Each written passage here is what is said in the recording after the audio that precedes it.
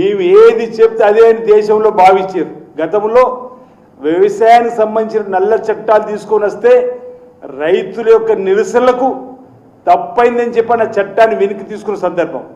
ఈరోజు ఇద్దరు నేతలు మేము ఏం చెప్పినా చెల్లుతుంది అని చెప్పినటువంటి నియంతృత్వ పోకలతోటి ఈరోజు విపక్షాలన్నీ కూడా ఇది సరికాదు అని చెప్పి డిలిమిటేషన్ సంబంధించి చెప్పినా ఈరోజు మహిళా బిల్లును కలుపుకొని తీసుకొని వచ్చిన దానిలో నిన్నటి రోజు ఏదైతే ఆ బిల్లు వీగిపోయిందో వాళ్ళిద్దరికీ ఎదురు దెబ్బగాని మేము భావిస్తూ ఉన్నమాట. ఈ సందర్భంగా ప్రజలందరూ కూడా గమనిస్తున్నారు.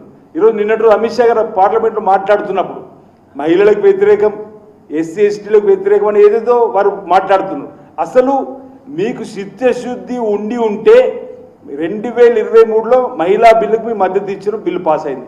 అదే బిల్లును ఏదైతే తీసుకొని మేము మద్దతు ఇస్తామని మా రాహుల్ గాంధీ గారి సభలో, మా కేసీ వేణుగోపాల్ గారి సభలో, మా ప్రియాంక గాంధీ గారి సభలో పదే పదే చెప్తున్నా మీరు మొండిగా వివరిస్తూ దాన్ని డిలిమిటేషన్ కలుపుకొని వచ్చిన సందర్భంలో అందుకే మేము అంటున్నాం, అసలు మీకు చిత్తశుద్ధి లేదు మహిళల పట్ల.